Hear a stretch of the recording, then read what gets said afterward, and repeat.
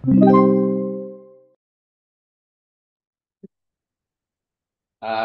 magandang araw sa lahat. So, welcome ulit sa ating Principles of Structural Analysis and Design series for Civil Engineering Licensure Examination. So, on this episode, let's discuss situation number 23, may kinalaman sa influence lines.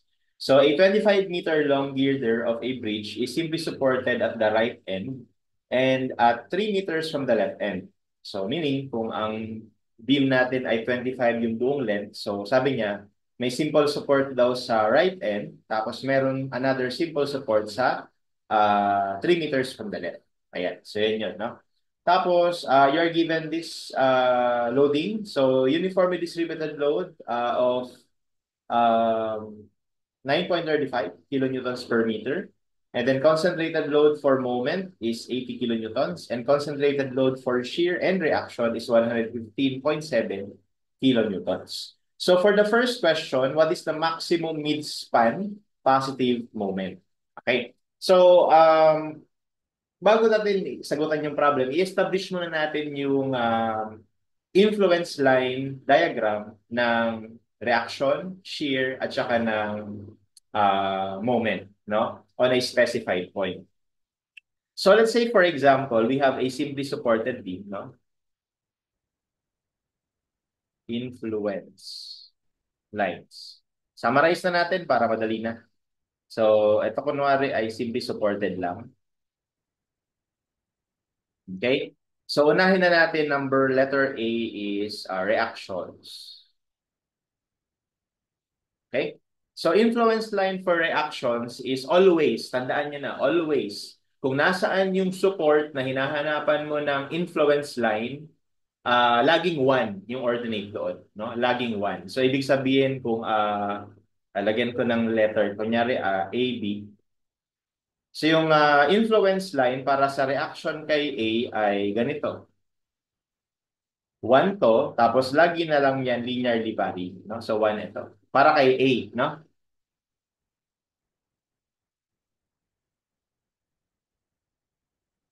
Or influence line for reaction at A.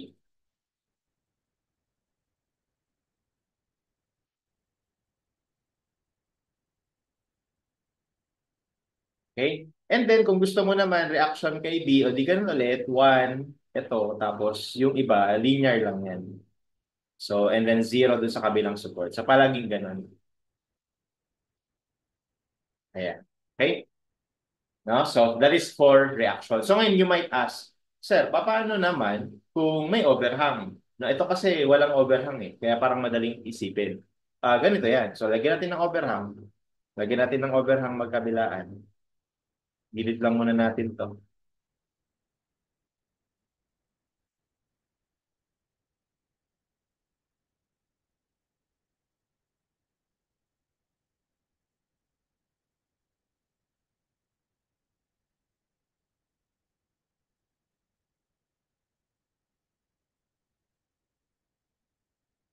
Sama.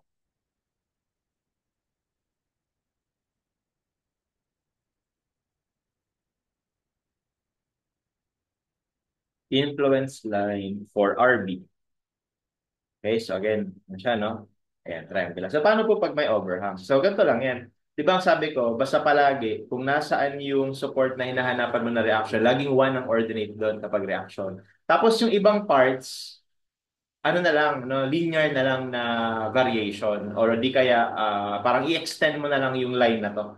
So, for example, for RA, so balik hanggang dulo yan. So, ganito. Okay, tapos meron kang certain ordinate dito, no? Y1. Tapos sa kabila, ganun din. Extend mo lang yung line na yan. So as you can see dito, magne-negative na yan. So let's say that is Y2. Okay? Ganun din for reaction at B. So extend mo to. So meron siyang ordinate. Tawagin natin na Y3. Tapos extend mo lang yung line na to. No, that is meron siyang ordinate na Y4. No, bali itong line na yun na to, ang pinaka-basis natin. Lagi yan, no? Ayan. Okay? That is for reactions. Hopefully, malinaw yung sa reaction. Next, paano naman kung sa shear?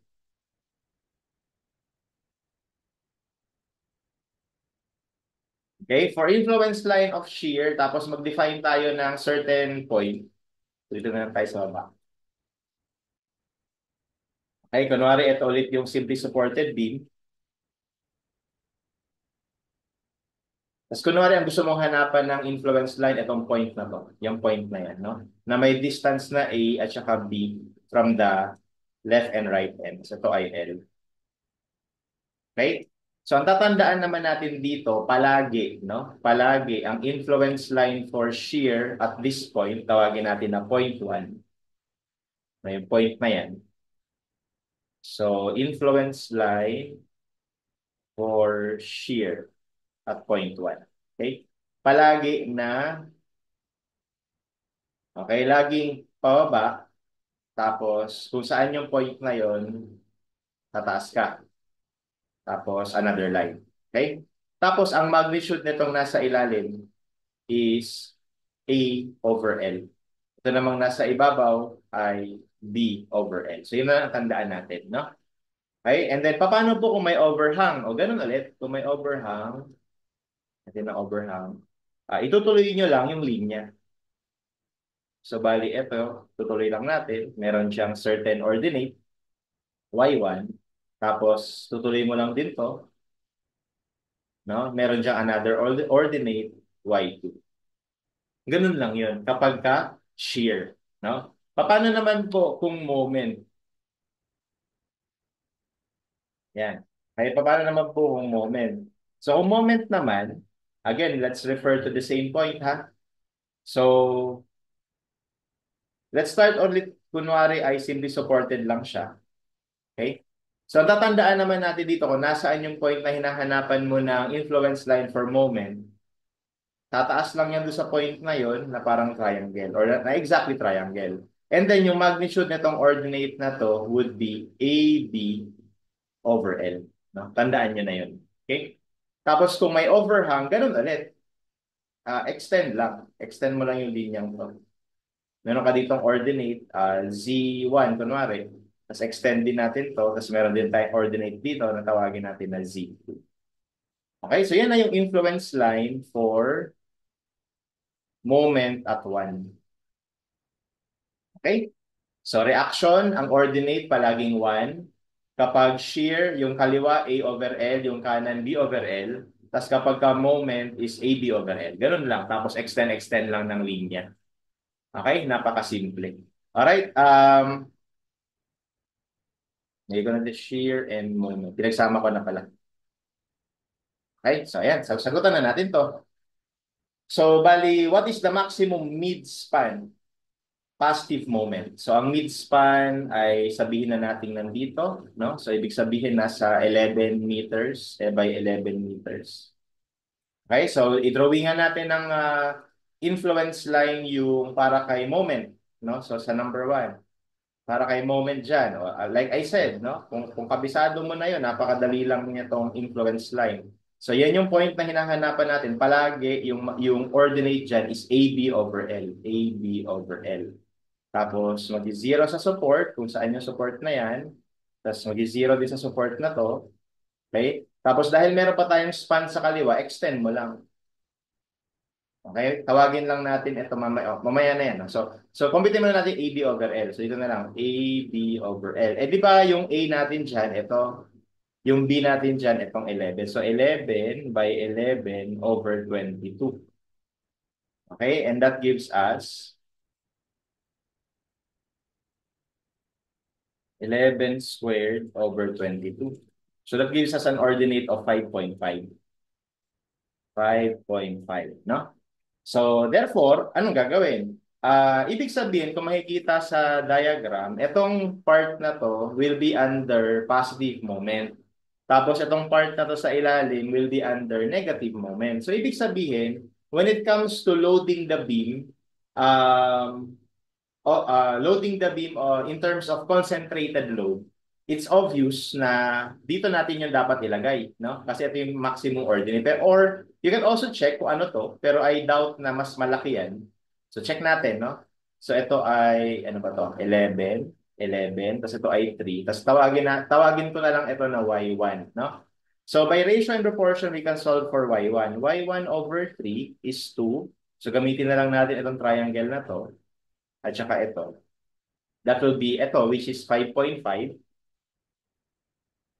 over 11. Okay, and as you can see, yung lalabas dyan na y1 would be 1.5. So only 1.5.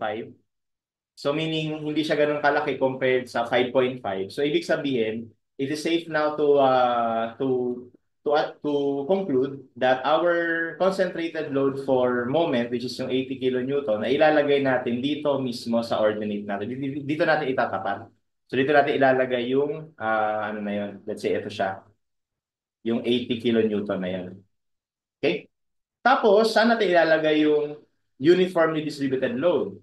So, kapag sinabi natin na sa lahat ilalagay, baka kasi isipin natin sa lahat, ang mangyayari kasi ko sa lahat mo ilalagay, hindi ba yung computation natin, if you go back to our, I'm not sure what episode it was, pero you can just go back. No? Nabanggit ko doon na yung computation ng moment or reaction or shear is kapag ka concentrated load, i-multiply mo siya sa ordinate.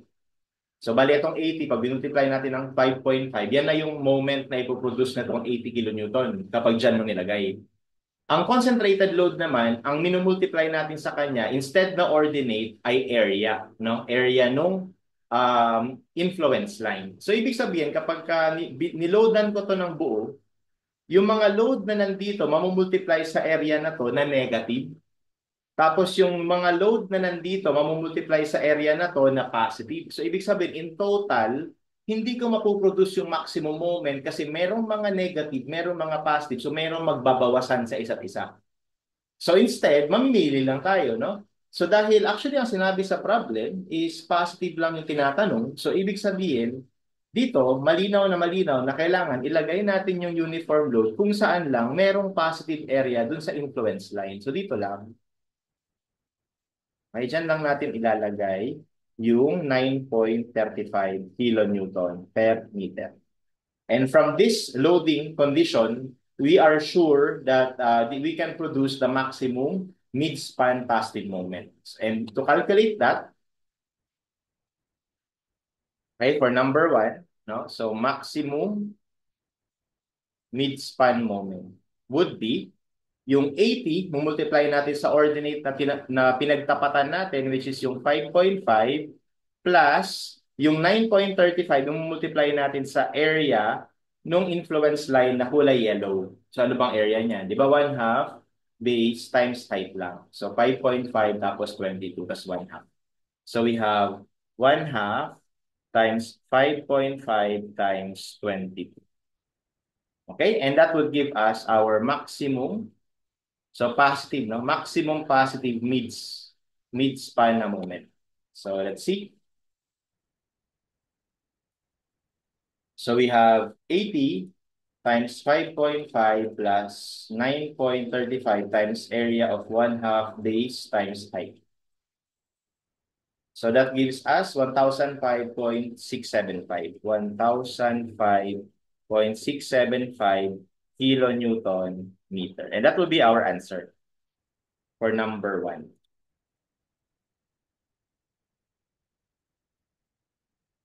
Okay?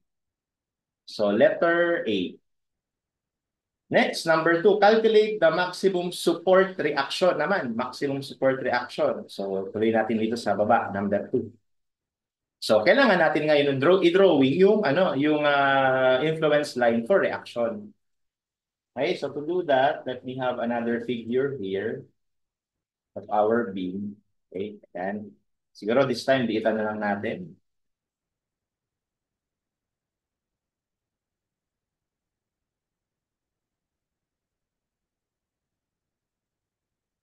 Okay.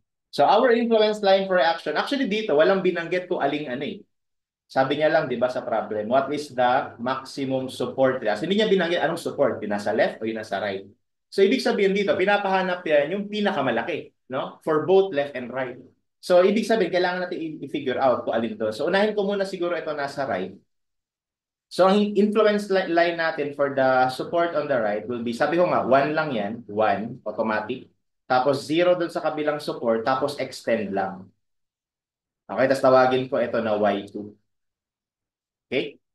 So yan, no? Tapos dito makikita natin na kapag dito natin nilagay yung concentrated load, nakamultiply siya ng 1, yun yung maximum ordinate na pwede mong kumbaga, na pwede mong maging multiplier to produce the maximum reaction.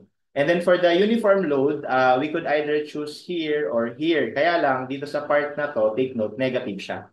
So, mamaminus siya instead na magpa-plus. Di ba ang goal natin is pinakamalaki. So, kaya kailangan lahat positive o di kaya lahat negative, no? Mamimili lang tayo. Anyway, if we do this, this is for the influence line for reaction at B. So, tawagin ko na lang siguro ito na B, ito ay A. Okay?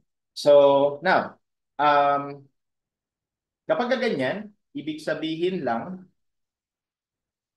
so siguro copyin ko muna to.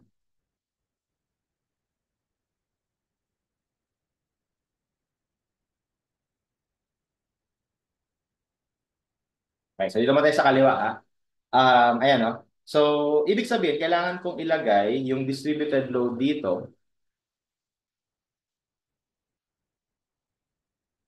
9.35 kilonewton per meter. Tapos, yung concentrated load natin, ilalagay ko dito kung nasaan yung 1 or maximum ordinate. And that is, according to the problem, by the way, take note, that is 115.7 kapag reaction. 115.7. Okay.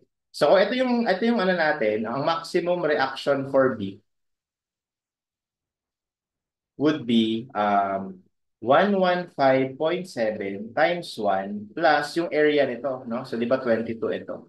So, that is 9.35 times 1 half of 1 times 22. And let's see anong magiging value nito.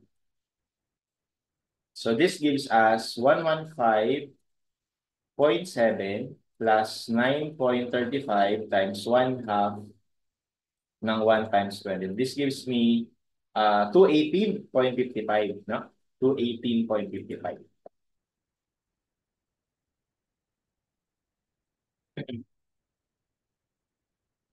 Okay, and we are not sure yet if that's really the correct answer. Kasi hindi pa natin na-check. Paano naman kung sa A, yung titignan natin, no? So kung sa A, ibrahin ko muna to.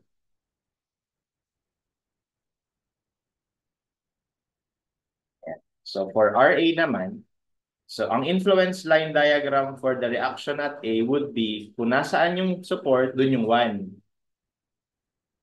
Okay, doon yung 1. Okay, tapos yung sa kabilang support, dapat 0 yon automatic. Tapos extend mo na lang.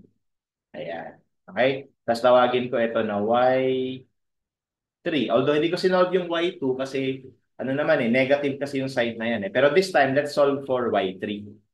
Okay? So by ratio and proportion, we can see that Y3 is to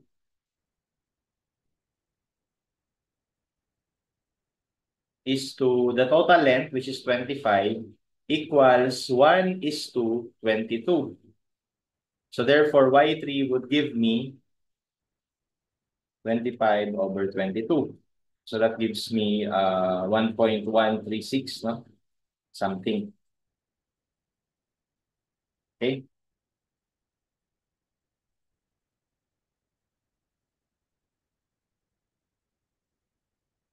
Fraction na lang siguro. 25 over 22. Para exact tayo. Tapos ano yun, lagyan ko na lang 1.136 yan. So mas malaki sa 1, no?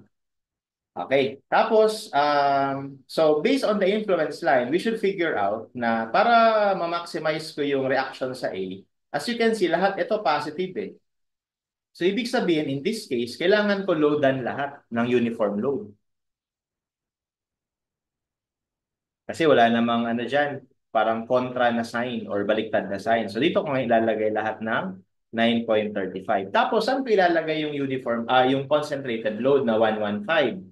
So you might think na, sir, dito, no? Kasi tatapat tayo dito. Well, actually hindi. Kasi ngayon, nagkataon na si Y3 ay mas malaki na dun sa coordinate na 1.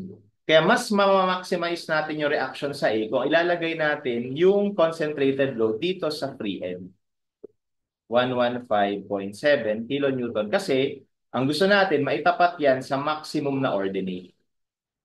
Okay, so therefore, in this diagram, we can now calculate for the maximum reaction for A.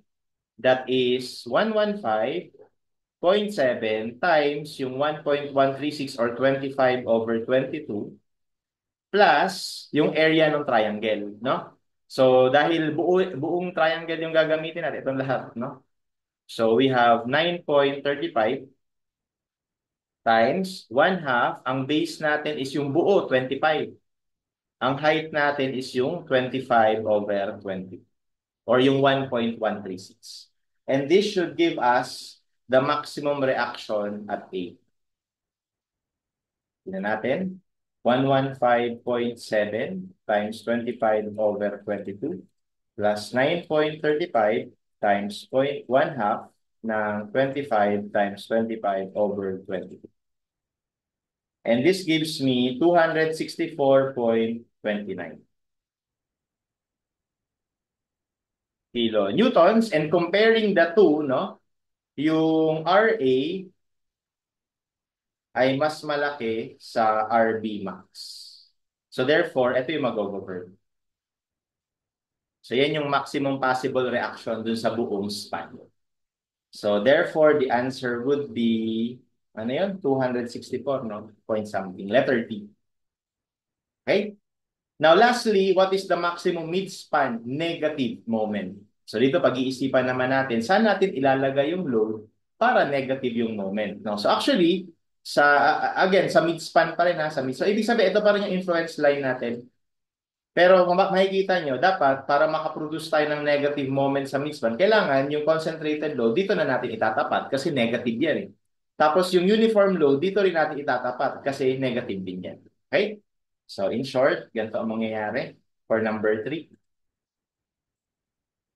So ulitin lang din natin para ma-practice. Ayan. So dito yung reaction, ito yung mid-span, no?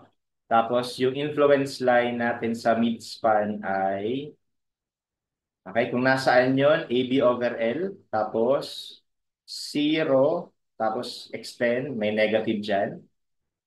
Okay, so ito yung AB/L natin kanina na 5.5. Okay, and then ito yung tinawag ko kanina na Y1. No? So this time, i-compute na natin kung anong Y1 na yan. So by the way, this is 3 meters, this is 11 meters. Or kinompute ba natin yan kanina? Hindi, no? Hindi natin na-compute. Wala, hindi natin ay, yan pala, na-compute pala natin. 1.5. Okay, so 1.5 na pala ito. Okay, so ito na nga yung sinasabi ko. So, hindi natin pwedeng dito ilagay yung concentrated load kasi ito produce positive moment. Ang gusto natin, negative moment. So, dito natin itatapat. Tapos, ito rin yung required ko na area na negative. So, kailangan nandyan din yung uniform load. So, balikan ko ang loading natin. Ayan yung 9.35. Tapos dito natin ilalagay yung concentrated load na take note ha, kapag moment, ang sabi niya 80 yung concentrated load. 80. Okay? So therefore, the maximum negative moment for the midspan would be 80 times 1.5 plus 9.35 times area. Kung area na to, area na yan. 1/2 times 1.5 times 3. Okay? And our maximum negative moment at the midspan would be